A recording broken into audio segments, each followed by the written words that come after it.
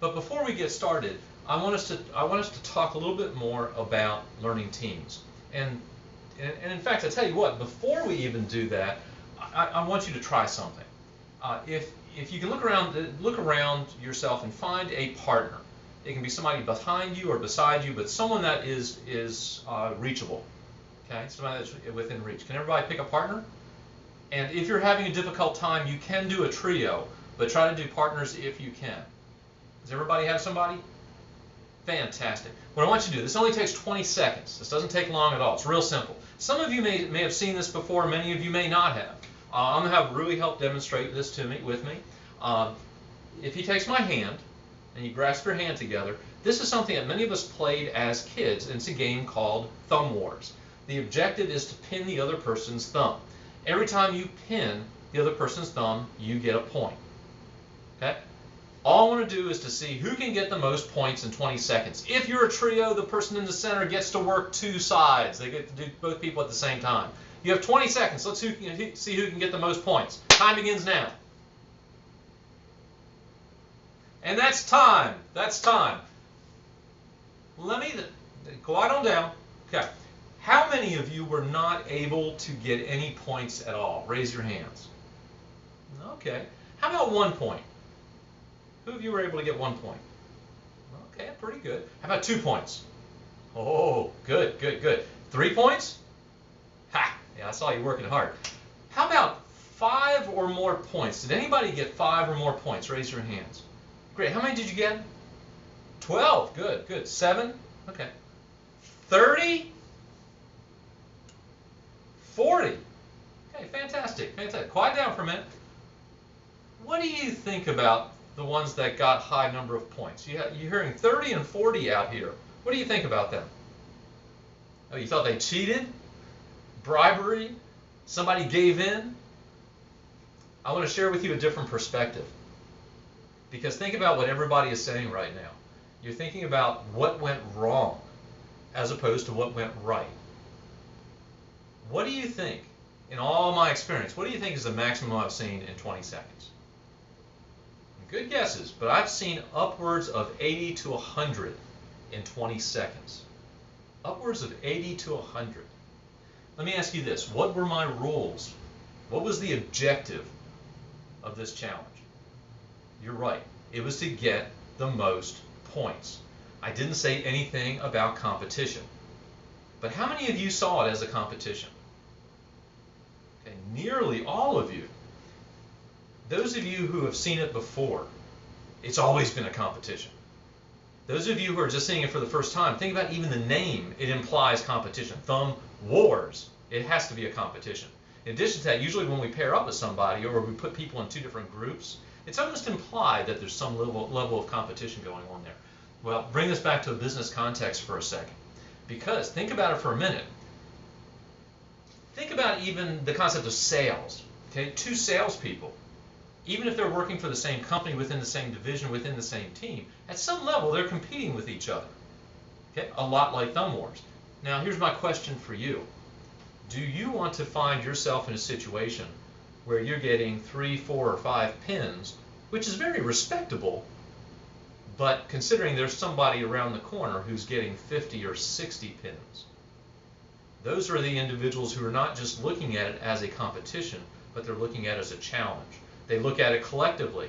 Is it just me making the pins, or is it us combined? If it's our team, all of a sudden, if I get 20 and you get 20, we just made 40, as opposed to the most I can get are 5. This is what we're doing today. I need you to challenge your perspective, challenge your perception. And one of the challenges here is about learning teams.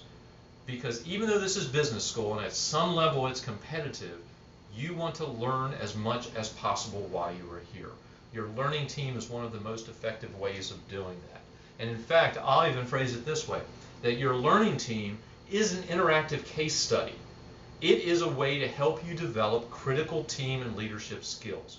You will be doing case studies starting this week, and it's an opportunity to look at something critically and consider new ideas. Well, guess what? Your learning team is an opportunity not just to consider it, but actually do it.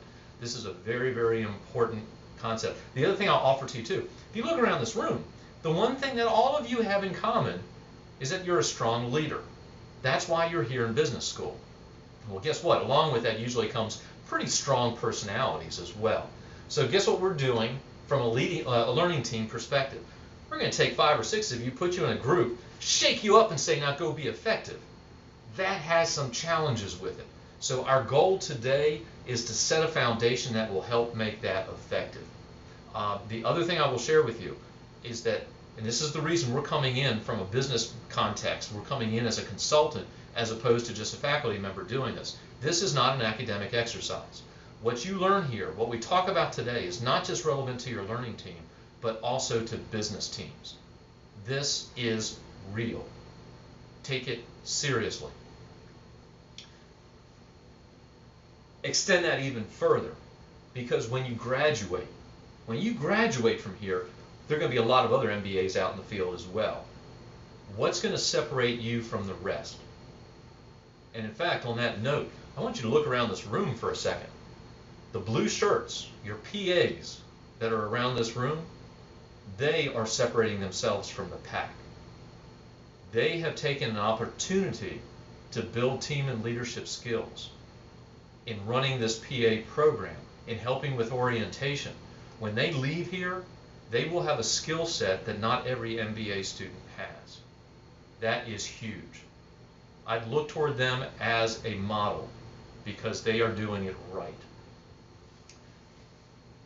When you leave here with your MBA, you will have a degree, you will have credibility from a technical standpoint, but you will still have to prove yourself.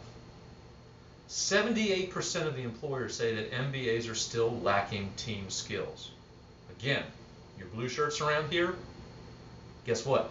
They fall into the 22% that have those team skills. This is what we're offering to you through your learning teams. Focus on those skills, because your degree may get you in the door, but what you do with it will get you promoted, and that's what it's really all about. I'll throw some other statistics up here just for your reference, but bottom line is what I want you to think about is that when you look at employers, 67% of employers would hire someone that has good, solid leadership and team skills over someone who has stronger technical skills. But only 9% would hire someone with strong technical skills but lacking in the soft skills or the team and leadership skills. This is real. It is about your success. Interestingly, this is exactly what Columbia is responding to. You have entered into an amazing institution. This school is committed to giving you the best degree possible. They recognize that those team and leadership skills are important. Part of this program is called the PSI. It's Program for Social Intelligence. We are a component of that. This class today, this course, is a component of it, but it is designed to build your team and leadership skills. You'll hear more about it throughout the week, but I want you to recognize that this is a very important component of your MBA degree. Let's get back to our goal today. Our primary objective is to lay a solid foundation for your learning team, to make sure that you have the best opportunity for success. And that doesn't mean just today and this week, but it means throughout the next semester and beyond that. Okay, so we are looking at both immediate and long-term return on this. The most common problems we see with learning teams typically comes down to poor planning. And what those really translate to are 5 key areas. A lack of a common goal, because people have different objectives in mind. Differing expectations. And what I mean by that, and this is really important, I'm going to put it in plain English. Whenever you are working with someone else, whether it's one person or in a team, we have expectations of how that person should operate, how they should show up, what they should do, how they should do it. But most of the times we don't voice that, which isn't fair. We have expectations of performance, but we're not willing to share that, and yet we will hold them accountable for it. So one of the places that teams get into trouble is not having a clear set of those expectations or ground rules. Okay? Another common one is uneven work distribution, either one person doing too much work or somebody not doing the work they need to. Call it a free ride, or somebody who just kind of kind of latches on and doesn't really do what they need to. Ineffective communication and poor time management. Time management, especially from the standpoint of getting too far behind at the end.